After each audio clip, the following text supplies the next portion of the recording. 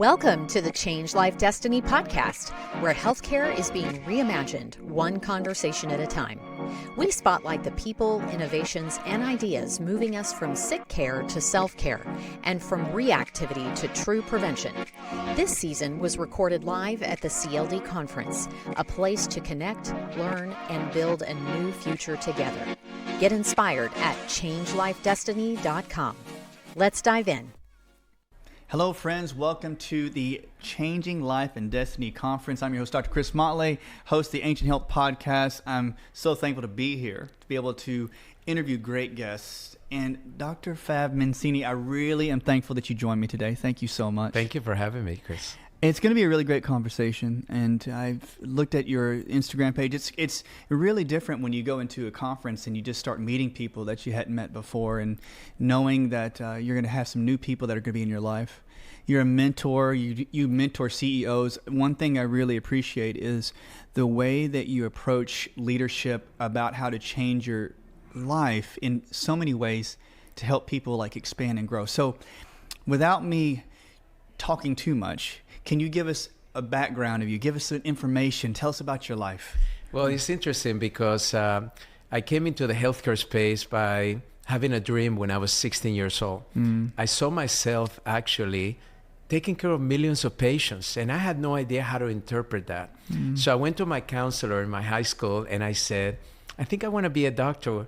She said, well, you're a good student, but you really need to pay attention to your studies if you want to go to a good pre-med school. Yeah. So I was an athlete, so I started studying like an extra 3 to 4 hours a day so I could become an A student. I graduated one of the top in my class, and I got accepted an incredible pre-med program. So after I'm going through this, I said, okay, I'm going to be a neurosurgeon.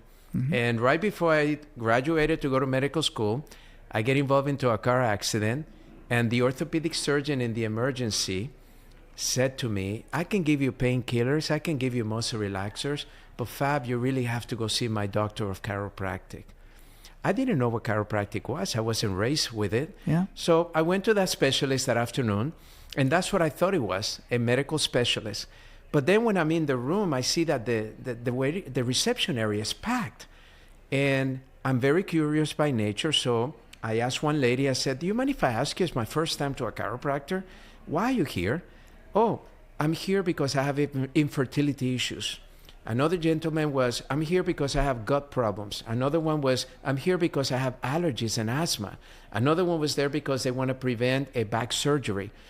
And I'm like, how does one provider help so many people? And that's really when I was introduced to the world of prevention.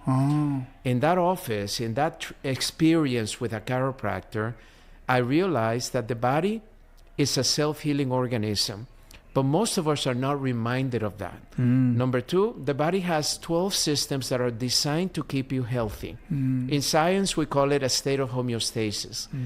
And the most important lesson that I learned in that experience, that managing symptoms is not as effective as getting to the root cause of a problem. That's right. Those 3 tenets changed my life. I interviewed 62 chiropractors in 6 months before I graduated and decided not to go to medical school, enrolled in chiropractic school, and then began my holistic natural health science journey. Then I studied acupuncture, nutrition, energy medicine, and I just said, you know what, this is going to be my space. And it's been 38 years that I've been doing this. You've been doing it 38 years? Yeah. You look great. Thank you. I'm going to be 60 this year, so I'm excited because 60? I'm reversing the clock. I keep telling Gary Brecka, and they've asked me, they keep saying, what are you doing? And I'm saying, well, I just realized that we were meant to be 120 years old. That's what the new science is telling us. Yeah. Why are we settling for 60 or 70 or 80? You're just halfway there, basically. Yeah, that's how I feel. You're 60. Yeah. Well, wow, good job, Doc. I'm serious. When you said you were from Colombia, right? Yeah. And you came here, and what area are you in the States here? Or like, are you in Florida? Well, I've been in Florida, California, and Texas, but really my home base is right here now in Texas, Dallas, Texas. Dallas is great. Well, I'm so thankful that, like, when a person goes through their journey and you have chose a certain field that really worked with you and fit for you. So I've been reading on your approach. And I love your charismatic, the way you talk, the way you express yourself. I really do love your accent. I think it's awesome. Thank you. When you start to work with individuals and you start to help mentor them, one of the things I want to ask you is, we talked about the 12 systems. I know not everybody's the same, but for people out there, you would say, what are some of the things you first start to look at in your life? Like, this is what you need to do to start the steps, whether it's health or leadership. What is your first few steps? It's interesting because I find that there's a few questions we need to ask ourselves that pretty much can help us clarify what it is that we want. The first one is exactly that. Are you clear about the life that you want to create? Most of us are living by reaction. Life circumstances are pretty much defining what's happening to us. And I learned very quickly that circumstances never define the person. It's our response to them. So I may be going through a very difficult thing, like in the pandemic. We had a lot of people that lost their jobs. Some became victimized to that. Others realized, you know what? I always wanted to do something different. I always wanted to have my own business. So they pivoted in a constructive way. So the first thing I start with, let's be clear about what you want. And in that exercise, what I've learned over the years, because I've had over 240 CEOs that I've mentored over the nine years, many times I realized that most of them are living a life that was not even designed by them. Wow. I still find CEOs in their 50s and 60s trying to please their parents as to what their parents wanted them to become. No way. Yeah. Wow. I find that there are people that all of a sudden get married and now they have a spouse that is saying, this is what you should be or not be. I find that there's other people that were told by teachers, friends, you will never be able to do that. You should go into this. So it begins by asking yourself, what do I really want? And have clarity in that. That makes sense? That's number one. Definitely. The second one is you ask yourself a question. Once you have clarity, what is keeping me from achieving that? So the second component into finding the clear purpose in life is most of us are distracted from our purpose because we are somehow trying to please or do things that are not aligned with our clarity. Wow. So all of a sudden I find somebody that says, I want to be healthy. But when I ask him to write from beginning to the end of the day, tell me the activities that you have during the day. And if I find that none of those activities are aligned with your health wishes, then you're incongruent with your goals. And that is the way most people live. Their behaviors do not align with their outcomes or their wishes. Wow. So then I say, okay, let's identify then what is it that is keeping me from being healthy. So for instance, if I have a lady that has small children, potentially a husband, now all of a sudden they wake up and the first thing they have to do is take care of the children. Then they have to then try to get ready for work. And then maybe the husband is one of those husbands that is not contributing and they have to take care of them too. So what I teach them is, what about if you wake up an hour early? And let's make the first hour of the day about you and to work on your plan. You can still do everything else after your hour, but at least let's make sure that we start the day with you. That is the key. So whenever I identify if there's any distraction or things that you're doing that is not aligned with your new clarity, then either I'm going to ask you to delegate it to somebody else that can do potentially a better job, remove it from your schedule or your agenda, right? The biggest challenge with people is they don't have every hour in their agenda aligned with their goals. So what happens is if your agenda is empty, then what I find is that your agenda will become somebody else's agenda. Oh, because that's when your friends will say, hey, Fab, can you help me with this? Oh, sure. Oh, Fab, can I call you? Oh, sure. Because your agenda. So you have to be very intentional that every time that you have in your schedule for the day must be full with an activity that you want to accomplish. That's how we achieve our goals. And lastly, and it's the most importantly, so we begin with your clarity. We begin by asking what is keeping me from achieving it. And the last one is the most important one. What must I do today to ensure that I achieve it?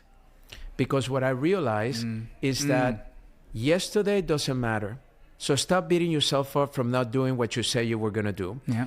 Tomorrow hasn't even come. So the only control that we have is the choices we make at this moment. So right now, make a list of the things that you feel you must do today. So I want to generate more clients. Okay, take an hour today, go through your contact list. Who can you contact that may be a potential client, and try to let them know what is your product or your service that you would love to be able to offer to them. It's as simple as that. Make a list of the friends that you know may know somebody in their circle that could be a potential client for you. Now you're going to get more generation of leads. Write an email and send it to your 20 friends or 2,000 friends. It doesn't matter. And let them know what it is that you're looking for in a way that you can support their goals and ambitions through your products and services. So that's really the key, is make sure that you have action steps that are very defined, that align with your goals. And then now all of a sudden, you truly have a way to manifest the life you want. Wow. I totally am with you about all of it, because the agenda part really convicts my heart, because if I don't have it in my agenda, I'm with you. I really do find that times I'm always wanting to do something for somebody else. And I tell myself, I'm like, well, it's going to happen where you're giving your time away if you're not making sure that time is dedicated to your goal. This is really great, because I want to ask you too, when people start to make the changes, do you find that when a person sets that hour, he goes through it, or he or she goes through it, does it finally start changing their belief systems? Like their belief systems, like I can't achieve this goal, does it start to change the way they believe? Well, it's more than that. When you study the law of attraction, and I think Rhonda Byrne brought it to the world as the book The Secret and the movie The Secret. Yeah. The law of attraction says that everything begins with a thought. I want this. Then it's followed by an action step. Once you have a thought, now you can attach a behavior to that thought. I want to be healthy. I'm going to start working out at least 20 minutes a day, right? That's the behavior. The behavior creates a feeling. The more you do the behavior, now the feeling is like, hey, I'm actually feeling sore. I'm actually feeling a change. Oh my goodness, people are complimenting that I'm looking thinner, that I'm have more energy. That feeling is what attracts everything in our lives. So I always tell people, pay attention to the way you feel, because your feelings are attracting everything in your life. Wow. So I'm taking notes on this, Doc. So how I'm feeling about that is what is I'm attracting in my life. So when you're very conscious about your feelings, I know there's different practices. I think I should write down how I feel at the end of the day, though, to see what I'm really going through. So when you're working with the CEOs, what are some of the biggest feelings? Like, they're trying to prove it to their parents. But do they have certain feelings that you would never expect from somebody like a CEO? Well, it's interesting that you mentioned that, because recently I had, so my group gets together a couple of times a year, and they support one another. And there was this lady that was one of the most successful women that I know. Very successful doctor, multiple clinics. And I remember in the meeting, we have a round table where people can actually talk about something that they're struggling with, and they can get the feedback from the group. And it was her turn it's voluntarily, but she raised her hand, but it was her turn to speak. And she says that in all the years that I've been married, in all the years that I've been successful in the world of business, I have never told anybody that I wake up every day looking in the mirror, not liking the person that I see. Oh, heavens. Oh, man. She says, I have never liked myself. I don't like myself physically. I don't like myself emotionally. But I do all these things, right, to try to fulfill that void, but I've never been able to share. So then the group gets around and they start giving feedback back. And the feedback is like, what do you mean? So I went ahead and I said, okay, guys, why don't we do this? Why don't you tell her of all the times that you've known her exchange with her, what is the one characteristic that you are the most impressed as you have gotten to know her over the years? And people were saying, you are so kind. You're one of the most service-oriented people that I ever met. You love your family. Your children love you. I mean, they started acknowledging. But you see, the new science tells us something that is, in my opinion, revolutionary. Of all the thousands of thoughts that we have a day, 90% of those thoughts are the same thoughts we had the day before. Oh, man. And over 70% of those thoughts are negative in nature.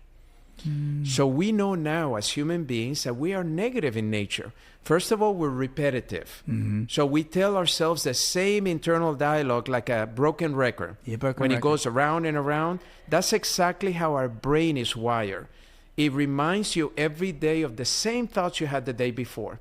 But it gets worse. 80% or so of those thoughts are negative in nature. So you have to work extra hard to reprogram yourself and begin to see the positive, begin to see the constructive, begin to see the beauty inside of you. Because if you don't see it, don't expect anybody else to see it out there. Wow, that is such an important part, Doc. And people would hear a phrase like that and they would just sort of think, see the beauty. But it has to be a connectivity about seeing your own beauty and the parts that actually deserve love and deserve care. So like self-doubt, self-devaluation is one way where it creates the feeling. So then you would attract people, things in your life that would actually fortify your self-doubt, your self-devaluation. Is that what would happen? Yeah. So I'll give you a perfect example to put it into context. Let's say that you're having difficulty paying your bills. Okay. So now all of a sudden you look at your desk and you see all these bills piling up.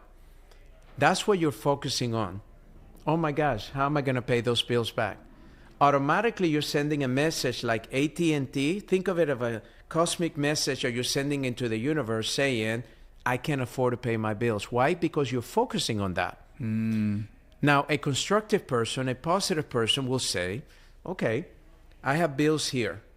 What are the things that I can do right now to earn income to be able to pay those bills? Not focusing on the bills, focusing on the behaviors that can actually get you out of the hole. So Anthony Robbins, when I was very young, at 22 years old, I had an opportunity to meet him, and he taught me one of the greatest lessons I learned in my life. He said, whatever you focus on, you expand. So just focus on the good. So if you're in a relationship, right, nobody's perfect. So now you're in a relationship and your partner, they're going to mess up. Yep. They're going to do something that's going to annoy you, right? They're going to do something that may upset you. They're going to do something that may disappoint you. We're human. Yep. Nobody's perfect. Now that may be 10% of the negative in that relationship, but if you focus on that percent, you're going to end up splitting. That's right. Because whatever we focus on, we expand.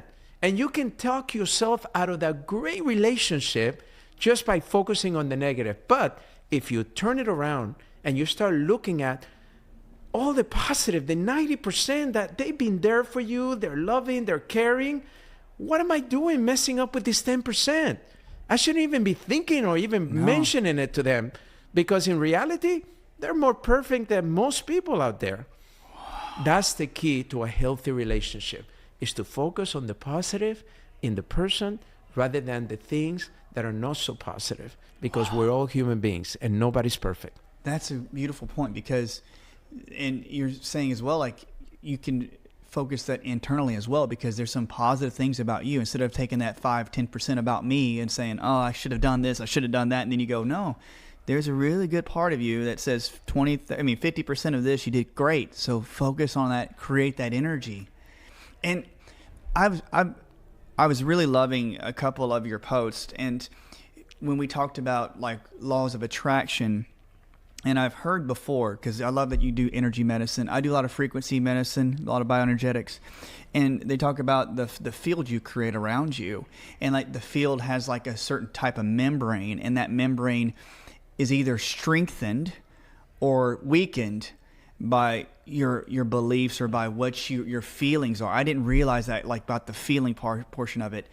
And when you see that people out there are always putting themselves down, could that lead to that person getting sicker and feeling sicker internally, like their whole, even physical body? I wrote about that in my last book, The Power of Self-Healing, because I wanted to bring into context that our belief systems have a lot to do with our healing. You can either develop a belief system that as you get older, you're going to feel better and younger. Or you can develop a belief system that as you get older, you're going to feel tired, you're going to get sick, and you're not going to be able to look your best, right? I chosen to do the opposite. As I get older right now, at almost 60, I'm healthier than I was 21 in just about every area of my body, physically, emotionally, and spiritually. Yeah. But that's intentional, right? The other thing that is important is that emotions change the chemistry of our body. So when you have negative thoughts about yourself, you're actually creating hormones like cortisol, which is the stress hormone. It's the most destructive hormone of the body, right? But if I like myself, I'm actually creating a hormone called oxytocin, which is the love hormone, the happy hormone. It makes you excited. It makes you euphoric. So why is it that we don't choose the positive things, right? Most people, when you look at conversations, rarely do they find themselves that they're positive, right? Yes, and right. then the self-doubt and the I call it, people beat themselves up all the time. They make mistakes, but I always say mistakes are there to teach you a lesson. They're your greatest teachers. Yes. So do not negate them. Embrace them. Be proud of them. You know what? Like yesterday, not yesterday, 2 days ago, I was talking to a billionaire. And it's so funny because he was so humble. He was giving me advice in business. He said, Fab, I have made more mistakes than most people will ever make in business, but I always took it that every mistake was going to teach me a better lesson on how to do it better the next time. Wow. And that was my philosophy. I never let my mistakes dissuade me from my vision. So he exited 2 companies over the last few years that were hundreds of millions of dollars, all because he maintained an attitude to realize that he wasn't perfect, that he is capable of making mistakes, but every mistake is going to teach him something that will make him make a better decision tomorrow. Wow. I love that when you can take the mistake and see that there could be the yin yang. The flip side is like it actually is going to nourish me in some way. I think that we normally assume, because I look at my own conversations, and you're right, Doc. Most of the time we could look at them as negative thoughts. Negative conversations. So when you flip and you see that somebody does flip and start seeing the positive and start seeing it grow, they start feeling better, making new changes. When that occurs in their lives, do you say, okay, now we need to expand? And I know you talked about this, and it's a huge thing in my opinion, to flip your conversation to a positive. But are there exercises that you say, okay, now we need to expand that field, we got to get bigger? Is there something like that? Yeah, so there are a few, you can call them hacks, on how to expand. So the first one that I really believe in is called visualization.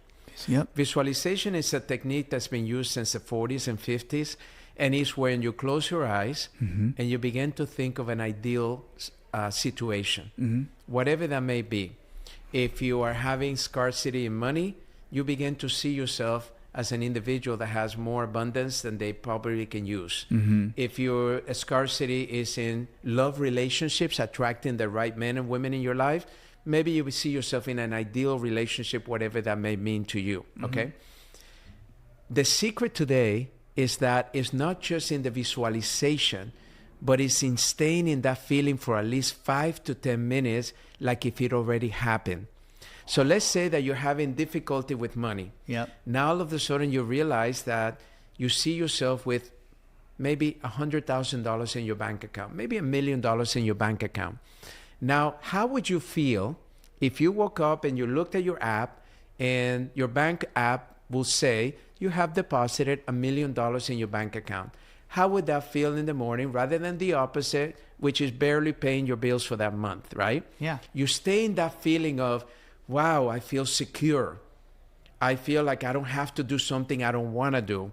I feel like maybe I don't even have to go to that job that I'm going to, or even be in a toxic relationship that I feel that I'm only with this person because financially they're stabilizing my deficiency. Yes. Right? So it gives you this sense of strength.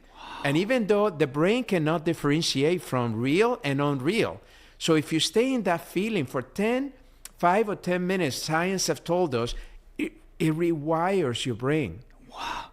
And it actually begins to attract that into your life. That is the power of visualization today. So that's one that I recommend, and it works tremendously well. That is, I love the motion of visualization. I'm going to start practicing that more, truly. I knew this was going to be a great convo. One of the things, I know we both studied acupuncture and Chinese medicine, and we always find, like, in the fire elements, and I don't want to get boring for the crowd. I'm saying, like, let me be a nerd for a second, but when you visualize, I always say the vision, the heat, the fire element within our heart and within those fire elements are like pushing us to have some form of focus, and that gives us passion, right? Like the more vision that we do, the more passion we'd have for life. Is that right? Yeah. Wow. Because I always want more passion in life. Yeah. I think that. So I'm going to practice visualization 5 to 10 minutes, and we do it. Now, you can do it as many times you want to in the day, or do you usually do it in the morning or at night? You can do it as many times as you want to in the day. And it's important to, like you mentioned, passion. I think passion is critical to fulfill a mission or a purpose in life, because passion is what gets you through the difficult times. That's why I've always said to people, I was president of a university. So I became the youngest president of a university in the United States at 33 years old at the time, in 1999. And all of a sudden, I'm in this new world, right? I go from healthcare to education. In education, I'm reading the applications of people, right, when they apply to go into a school. And one of the questions is, what do you plan to do with this degree when you finish, right? And what I noticed is that a lot of people were becoming doctors, not because they wanted to, but because their parents wanted them to. Wow. Not because they wanted to, but because they thought there would be more money in doctoring than in something else out there that they were more passionate about. So I tell my kids that the secret to success in life is to always identify your passion, right? So whatever your passion may be, for my oldest son, it was tennis. Since he was 8 years old and he got to play D1 school in college, third in the nation, lived this dream. When it came down to being pro, he decided he didn't want to be pro. He turned into electronic music, something that he never picked up an instrument in his life, but that was his passion. And he succeeded there. And then he changed again to marketing. Wow. And now he's killing it in marketing. And I always say, when you do your passion, that's the most important thing, whatever that may be. And then let's look at a business model that can support your lifestyle. So if you're a client of mine and you say, and I'm evaluating you and I ask you, okay, Chris, tell me what your passion is. And you shared it. Now, we understand what your passion is. Now we're going to look at how much money do you think you would like to make on a yearly basis that will support the lifestyle that you want to have. Some people may say 100,000, other people may say 500,000, some people may even say $2 million. It doesn't matter. Then we look at what business models can we do to support you in that lifestyle. So for my son, when he went into electronic music, most parents will say, well, there's no money there. You know, most artists are starving artists, right? Yep. So when he was looking at the business models based on the formula that we gave them early on, he said, Dad, did you know that last year, one of the top electronic music producers made $7.8 million? Wow. That was the model of that individual. Yeah. So I said, okay, now you have at least one model. Let's look at least 3 others, because I always believe in the rule of 3. Let's look at 3 models where people are making the kind of money that you feel you want to make if you get into this industry. Now, at the same time, he could have looked at other people that are trying to break into the business that have, living lives that they can't afford, living 4 people in a 1-bedroom apartment just to make ends meet, just because they're artists, right? And they were told, well, you have to struggle in order to be in this space. You got to do I never believed in that. You just have to study the models that are successful and model them. That's the key to success.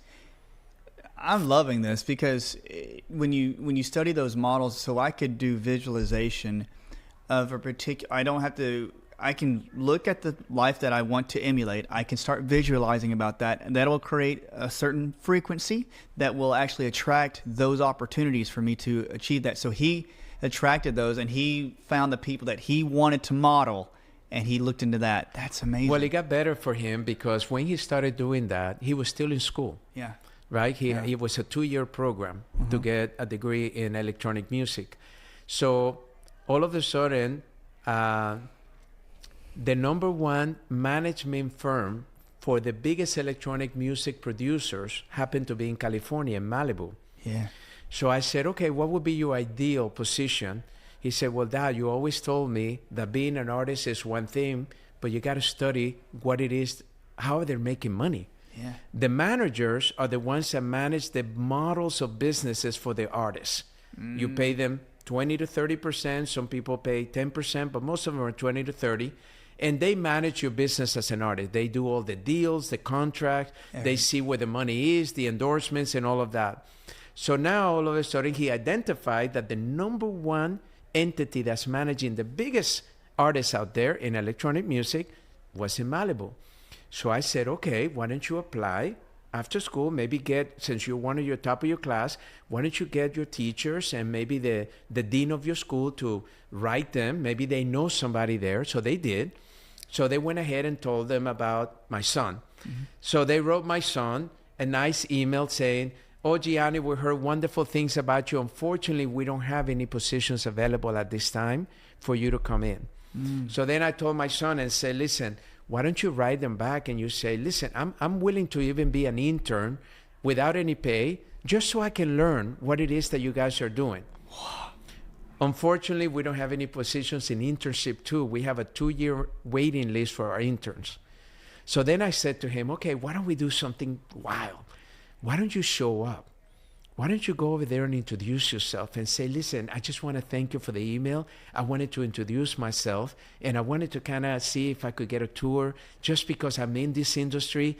You guys are the elite in management, and I would love to learn more, Well, when he came and he met the people, they thought that initiative was so strong that they created a position for him with pay right after graduation.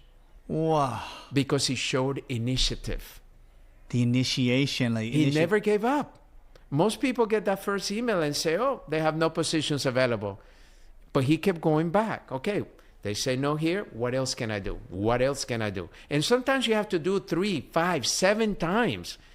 But do not give up on your dream. If you feel that that's the place you want to be at, even if they don't pay you much, what you're going to learn from knowledge will pay much greater dividends than if they pay you a salary up front. That's what I've learned in life. I love the initiative. So I'm asking, is this a point, if you do try it first 1, 2, 3, 4, 5 times, putting out that initiative shows and it creates energy that's telling the environment that you're serious about it. I really want Not just this. the environment, the people that can hire you. Yes. Because they're like, oh my God, this kid wrote me again. This kid wants to come visit. This kid is not giving up. Yes. And what happened is that most people, even CEOs, when they see that level of persistence or perseverance, it reminds them of the way they were when they first started.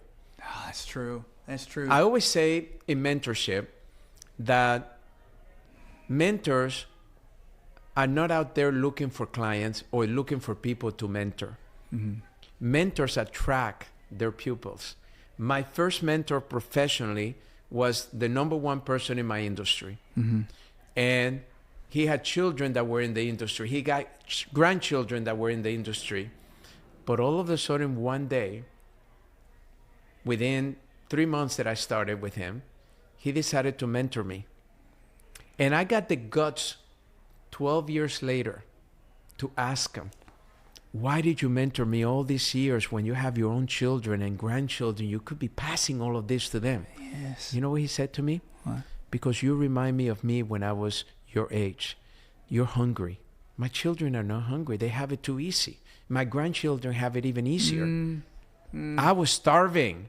I was like a sponge. I was asking questions. I was doing whatever nobody else wanted to do. Anytime he needed a volunteer, I was the first one to raise my hand, you know? And that's what he did. And wow. The biggest name in our profession was his mentor. Wow. And here I am, I'm reliving that. So all these years, he was in his 70s. He never had anybody that reminded him of him. So he never mentored anybody but me. In all the years that he was in this industry, which it was almost 58 years, he mentored me instead of somebody else. I love the idea of persistence, because sometimes I find that in the clinic, the patients, I have the wait list, and, you know, I'm not acting like I'm bougie and I only accept people. I just don't have enough time to see individuals. But at times I have patients that want to get their family members in, and I want to. I'm like, but I'm so packed. But I find that if they're consistent and they keep asking, it does create a soft place in your heart. And you're like, okay, well, I'll try to find something, you know? And I think that approaching life, especially with visualization, I think that would be so important to consistently do that every time. Now, when we start to expand, like your son was taking the initiative, is it important when you do visualization and attracting, do you try to do all aspects of life? Like, where do you want to go? What's your passion? Or do you try to do like what's pretty close at hand, like what kind of job you want? And then you say like, what's your retirement? Do you practice like what's ahead and further ahead? I think that the best practice is to practice in the key areas of your life. Ah, okay, good. You know, so for me, health is your number one priority, or it should be if it's not. Yeah. Why? Because health impacts every other area of your life. Mm-hmm. So that's why I love being in this field, because I'm able to support people, in my opinion, in the greatest value that they have. Wow. Number two is career. And career is important because most people live off of their careers. They provide off of their careers. Their self-esteem many times comes from their careers. Mm-hmm. So it's important to visualize the ideal career for yourself. And don't look at it as a job. Look everything as a career, a long-term journey. Because if you look at it as a job, it's transactional. And you most likely you will be going from job to job to job. If you look at it as a career, you look at it as a journey that even though if you change, it has a higher purpose behind it, a longer purpose behind it. The other one is your relationships with yourself and your loved ones. It begins with your parents and grandparents. Then it exposes into your siblings. And then, of course, it goes into your partners. It goes into your own children if you have them, et cetera, et cetera. I think that most people, unfortunately, don't visualize enough the ideal self. You know, one time I created a meditation that talked about your ideal self. Like, how do you visualize your ideal self? Who do you want to be if you had everything going for yourself? How do you want to wake up in the morning? What kind of things would you like to be doing? Yes. Who would you surround yourself with? And another thing for scaling, I mentioned visualization. The other one, I was taught by a great motivational speaker at the time. His name was Jim Rohn. And Jim Rohn, I had the opportunity to meet him, and I attended one of his sessions. And I never forget the one lesson he taught me, and this was in my early 20s. He said, the 5 people that you surround yourself with will become the person that you are. So be selective.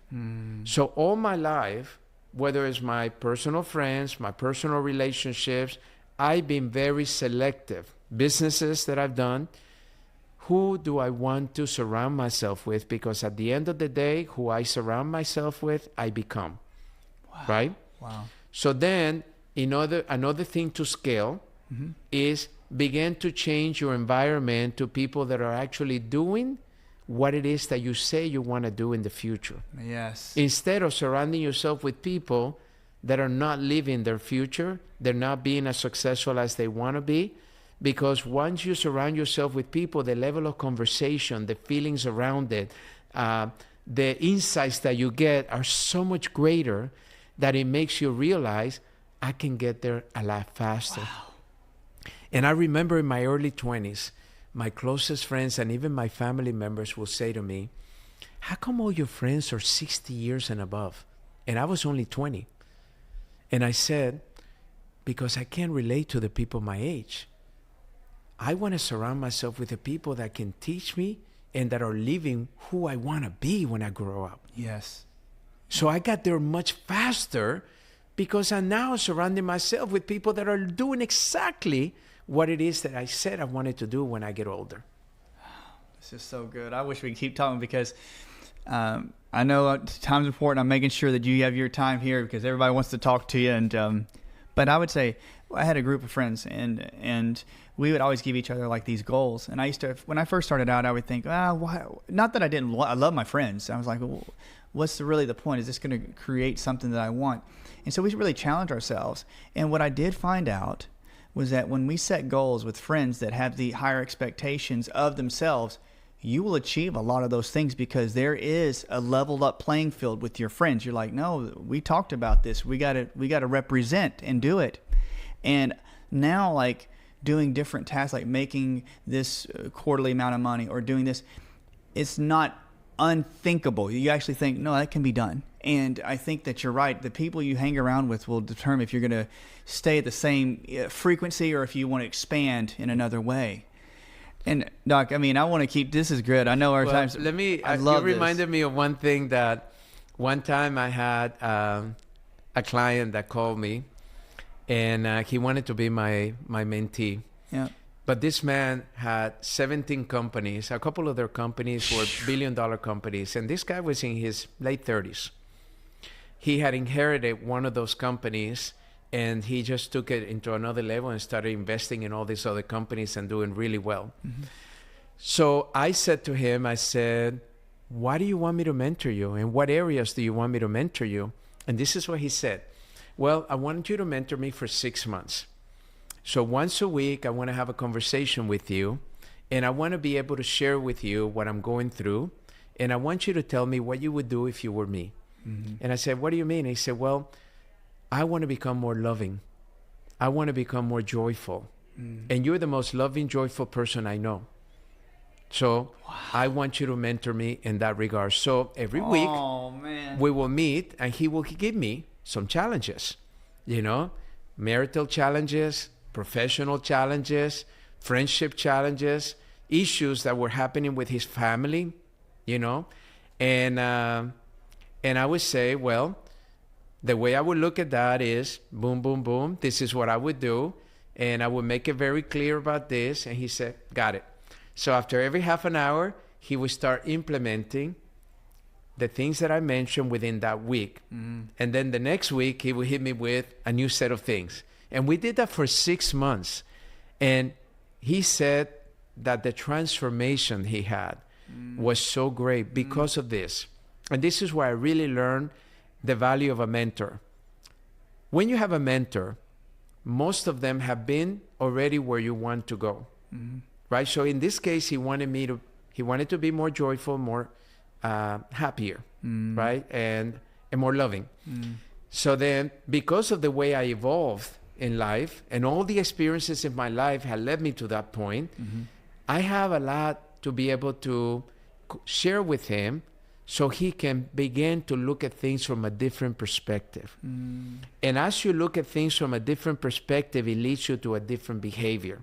So I'll give you a perfect example. He had a frivolous lawsuit.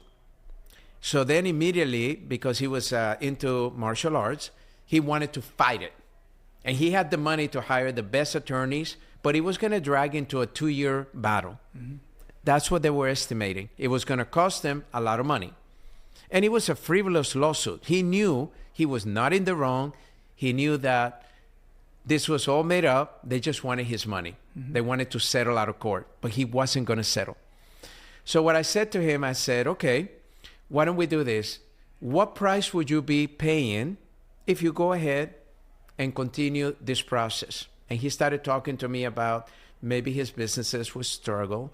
Maybe his relationship with his partner, his wife, would struggle. Maybe his relationship with his kids, he wouldn't have as much time to do this and that. His state of mind and being will be more negative because he's fighting and fighting, right? Because once you get attorneys involved, it becomes a fight between attorneys, right? Oh, so bad. So then I said, okay, Now let's flip it. What would happen if you just ignore it? What would happen if you just don't respond, or respond saying, no, we're not going to settle. No, we don't have anything to hide. So he thought about it during the week, and the next day he said, I talked about it with my wife, and she agrees 100% with you. We're not going to pursue this lawsuit.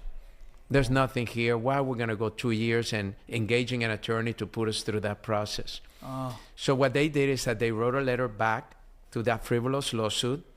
They consulted with the judge, and the judge agreed with them. So they had the judge opinion to that letter, and they dismissed the case immediately, and it went, never had to go. Saved himself all that time, all that energy, all that money. Because what I've learned is this. I have seen people that will go into a flight or fright mechanism, that they just feel like they have to prove themselves that they were in the right. But at what cost? At what cost is always what you need to ask yourself, right? At what cost? What am I willing to go and put my family through for what? Even if he wins the case, he still has lost all that time, all that money, all that experiences that he could have been having by not having that lawsuit in his life. And that was the biggest lesson he said he's ever learned. I will remember that for the rest of my life. Yeah. At what cost? Because in my life, there are some times that you have to fight certain battles. But there's other ones that you say to yourself, why am I going to try to prove this person wrong? Who are they? I know what's right, right? So why am I going to go out of my way to try to fight it and all that? Because many times when you respond, you give credibility to the people that are actually saying things that are not so. When you ignore it, because you know who you are, right? If right now I said to you, well, you're African American and you're 20 years old and you live in Boise, Idaho, you're going to look at me like, said, man, you're crazy. That's exactly the way I look when somebody accuses you of something that you never did. Why would you even pay attention to it? It's just an opinion. That's right. You know what I mean? But why is it that somebody's opinion sometimes dictates the value of somebody? Why is it that you as a woman can love yourself even if your husband doesn't look at you the way he used to when he dated you? Why is it that you don't feel sexy and attractive unless he says, honey, you look so hot today. I just want to date you the rest of my life. Yeah. You see, we expect other people to create the way we should be feeling for ourselves. Louise Hay, which published my last book, she told me one of the greatest lessons. I got to know her well. She says, Fab, I wake up every morning looking at that mirror and saying to myself, Louise, I love you. And he said, the reason I say that is because some days I go in where nobody tells me I love you, Louise. Some weeks I go on that nobody says I love Louise. Why can I be the first one and the main one that I tell myself I love myself every single day? Yes. Well, that's what we should do in every area of our lives. Don't wait until somebody says something to validate a feeling that you want to have. Give it to yourself. Praise yourself for the things you're doing well. The things that you're not doing well, reflect on it and say, what can I do better? But don't beat yourself around it. Yes. Just do something different. And if you're aspiring to be something that you haven't attained, continue to recognize that you're capable of anything you put your mind to because other people have already done it. That means if anybody else have achieved what you want to achieve, it is possible because there's a precedent. There's already somebody that has done it. That means you have the capability of doing it too because we're all human beings. That's right.